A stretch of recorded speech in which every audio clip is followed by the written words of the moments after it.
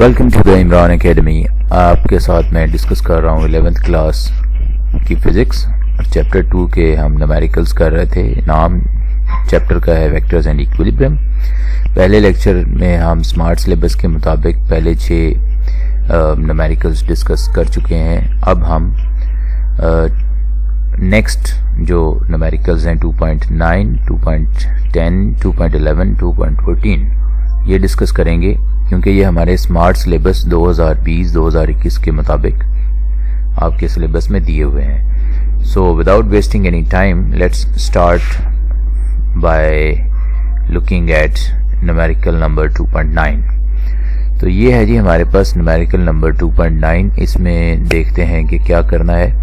Show that the 3 vectors i plus j plus k, 2i minus 3j plus k and 4i plus j minus 5k are mutually perpendicular। तो ये vectors दिए हुए हमें 3। इन vectors को हमने show करना है कि ये आपस में 90 के एंगल पे हैं। तो आइए फिर इनको रिटर्न फॉर्म में करके देखते हैं। तो ये है जी हमारे पास न्यूमेरिकल शो करना है। इसमें show that the vectors i plus j plus k and 2i minus 3j plus k and 4i plus j minus 5k are perpendicular to each other। तो मैंने वेक्टर्स लिख लिए हैं, तो इनको हमने परपेंडिकुलर शो करना है। तो ये परपेंडिकुलर, इनके नाम मैंने लिख दिए। पहले वेक्टर को मैंने a कह दिया है, दूसरे वेक्टर को मैंने b कह लिया और तीसरे वेक्टर को मैंने c कह लिया। अब इनके दरमियान में 90 का एंगल हो सकता है।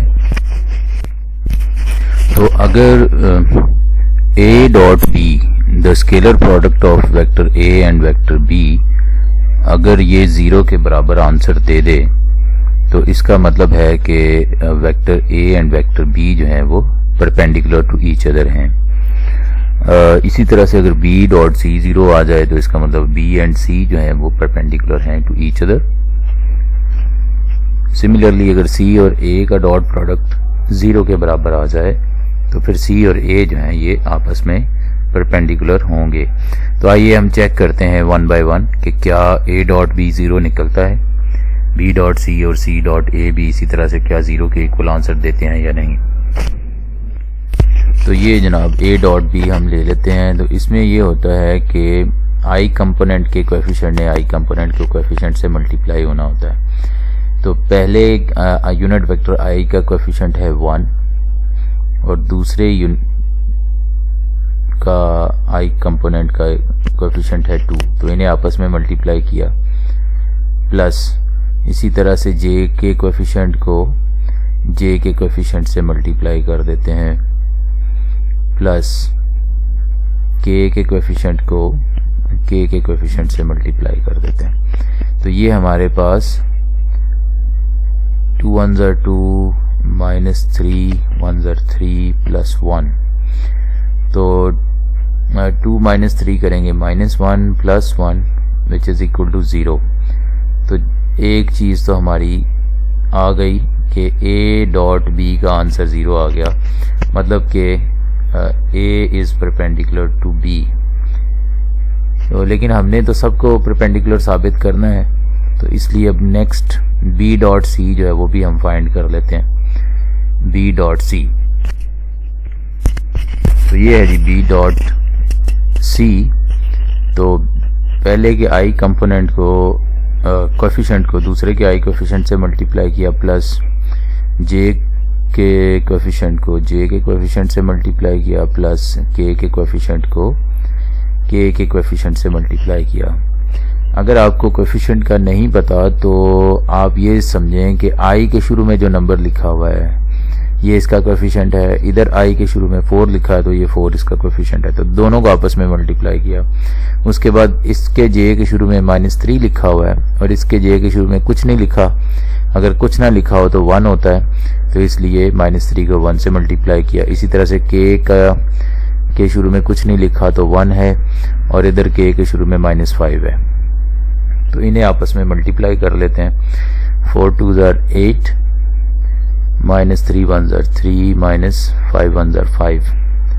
8 - 8 करेंगे तो ये आपका 0 आ जाएगा।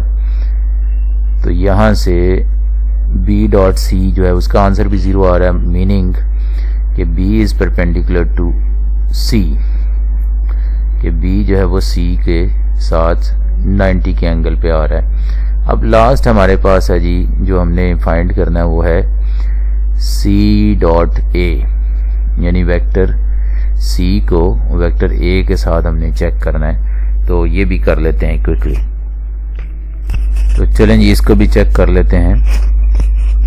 इसमें i के कंपोनेंट को i के कोएफिशिएंट को i के कोएफिशिएंट से मल्टीप्लाई किया, प्लस j के कोएफिशिएंट को j के कोएफिशिएंट से, प्लस k के कोएफिशिएंट को k के कोएफिशिएंट से मल्टीप्लाई किया।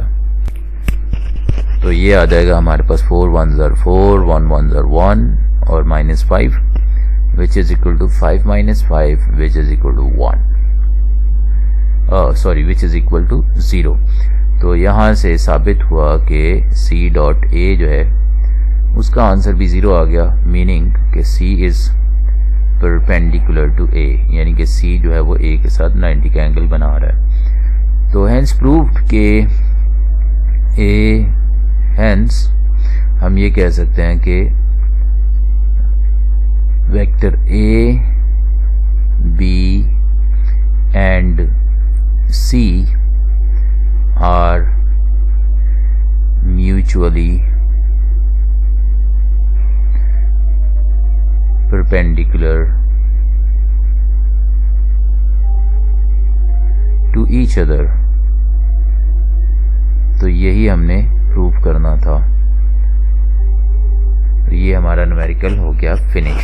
अब चलते हैं न्यूमेरिकल नंबर 2.10 की तरफ। Given that a equals I minus 2j plus 3k, b equals 3i plus 4k, find the projection of a on b। तो इसमें हमारे पास फॉर्मूला जो होता है प्रोजेक्शन का, projection of a on b को हम लिखेंगे projection of a on b। तो ये है जी हमारे पास फॉर्मूला, और इसमें हम वैल्यूज पुट करते हैं और इसे फिर सॉल्व करने की कोशिश करते हैं। a हमारे पास है i cap minus 2j cap plus 3k cap, और b हमारे पास है जी 3i cap plus 0j cap, यानी कि j वाला है नहीं तो उसकी जगह 0 लिख लेते हैं, माइनस 4k कैप। ओवर में b का हमने मैग्नीट्यूड भी निकालना है। तो मैग्नीट्यूड में क्या होता है कि जो i का कोएफिशिएंट है उसका स्क्वायर प्लस j के कोएफिशिएंट का स्क्वायर प्लस k के कोएफिशिएंट का स्क्वायर। तो ये हम कर लेते हैं यहाँ पर। अब डॉट प्रोडक्ट में आपको पता है कि i का कोएफिशिएंट i के कोएफिशिएंट से मल्टीप्लाई होगा।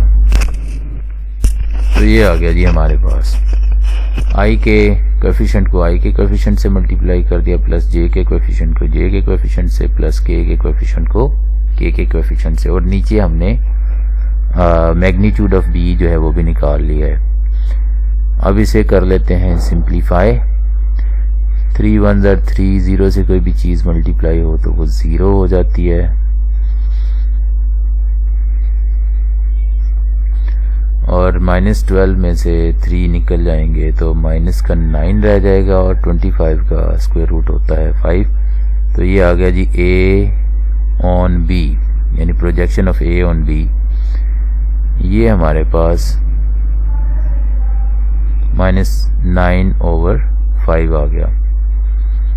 That is the answer of this question. अब चलते हैं नेक्स्ट न्यूमेरिकल की तरफ। So let's start.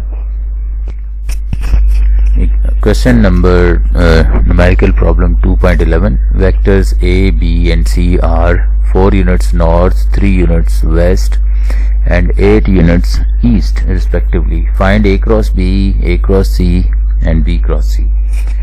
तो आइए जनाब फिर 1 by 1 इनको करते हैं। तो पहला ले लेते हैं सॉल्यूशन। सॉल्यूशन में हमारे पास सबसे पहले हमने निकालना ए क्रॉस बी। तो ये होता है magnitude of a, magnitude of b, sine of the angle between a and b, sine theta, और n cap is the unit vector. अब ये दोनों वेक्टर जो हैं नॉर्थ और ईस्ट में, वेस्ट में हैं, तो इनके दरमियान में 90 का एंगल बनता है। इनके यूनिट्स हम यहाँ पे पुट कर देते हैं। ए के यूनिट है, ए का यानी कि मैग्नीट्यूड 4 है, बी का 3 है, और इनके दरमियान में एंगल जो है वो 90 का है। तो साइन 90 वैसे ही 1 के बराबर होता है। और चूंकि हम राइट हैंड रूल अप्लाई करें तो हमारा थंब जो है, यानी इधर हम फिंगर्स को यूं कर्ल करें तो ये आ गया जी हमारे पास, यानी 4 3s are 12 और साइन 91 होता है।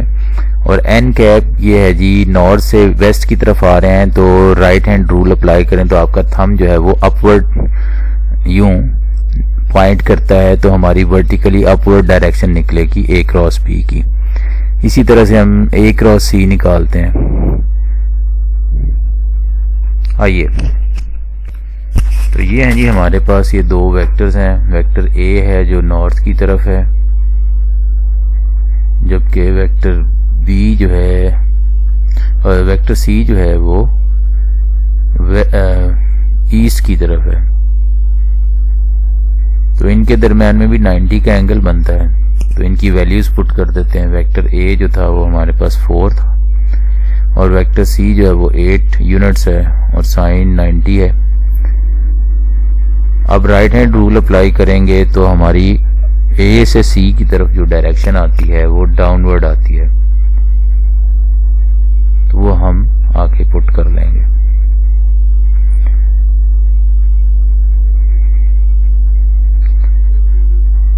तो ये हमारे पास 32 यूनिट्स आ गए वर्टिकली डाउनवर्ड। तो ये आ गया जी वर्टिकली डाउनवर्ड। अब हम लास्ट वाला पार्ट करते हैं जो है हमारा बी क्रॉस सी, यानी अब हमने फाइंड करना है बी क्रॉस सी, ये हमने फाइंड करना है। तो इसके लिए देखते हैं कि हमारे पास क्या कंडीशंस हैं। तो ये है जी हमारे पास बी क्रॉस सी। तो बी का मैग्नीट्यूड 3 है, सी का 8 है, और साइन इनके दरमियान में 180 डिग्री का है। तो साइन 180 वैसे ही 0 होता है, तो ये सब कुछ 0 हो जाएगा। तो ये नल वेक्टर हमारे पास आ गया, यानी बी क्रॉस सी जो है वो 0 वेक्टर आ गया या नल वेक्टर आ गया। तो इसकी कोई डायरेक्शन, 0 वेक्टर की हम कोई भी डायरेक्शन नहीं लेते, बल्कि आर्बिट्रेरी डायरेक्शन इसको कंसिडर करते हैं। तो that is the end of this whole question. अब चलते हैं क्वेश्चन नंबर 2.14 की तरफ। 2.14 The magnitude of dot and cross product of two vectors are 6 square root 3 and 6 respectively. Find the angle between the vectors. तो इसमें हम late कर लेते हैं कि लेट A and B are two vectors.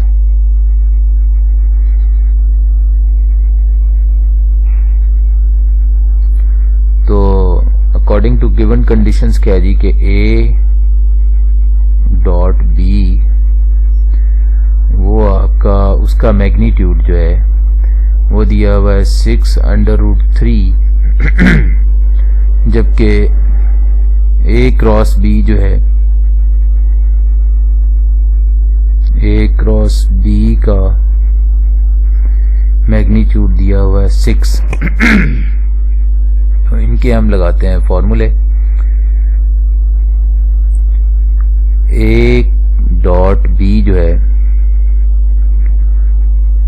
ये बराबर होता है AB cos थीटा के, जबकि इसे इक्वेशन 1 कह लेते हैं। A क्रॉस B जो है उसके मैग्नीट्यूड के अंदर बात करें तो फिर एन कैप नहीं लिखेंगे तो ये आ जाएगा ए बी साइन थीटा। ये हमारी बन गई सेकेंड इक्वेशन।